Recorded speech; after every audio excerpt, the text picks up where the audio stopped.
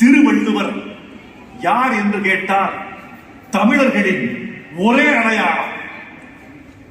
திருக்குறள் எதுவென்று கேட்டால் தமிழர்களின் ஞான செல்வம்.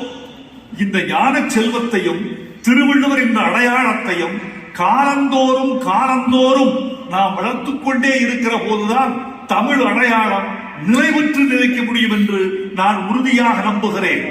இங்கு பெரியவர்கள் இருக்கிறீர்கள், குழந்தைகள் வந்திருக்கிறீர்கள். பெரியவர்களுக்கு ஒரு வார்த்தை, இந்த நூலை நீங்கள் மனதுக்குள் வாசிக்கிறீர்கள். என் வேண்டுகோள், உங்கள் பிள்ளைகளை பார்க்கிற போது வாய்விட்டு வாசியுங்கள். வாய்விட்டு வாசித்தால்தான், வாய்விட்டு சிரித்தால் நோய் விட்டு போகும் என்ற பழமொழி தெரியும். நீங்கள் வாய்விட்டு வாசித்தால் தமிழுக்கு இருக்கிற நோய் விட்டு போகும் என்று நான் நினைக்கிறேன். உங்கள் ஒலி, உங்கள் குரல், உங்கள் மொழி பிள்ளைகளின் செவிகளில் விழட்டும். திருக்குறளை அவர்கள் ஓதட்டும். திருக்குறளை உயர்த்தி பிடிப்பதற்கும் திருவள்ளுவரை உலக அடையாளமாக கொண்டு வருவதற்கும் நாம் செய்கிற ஏற்பாடுதான் இது.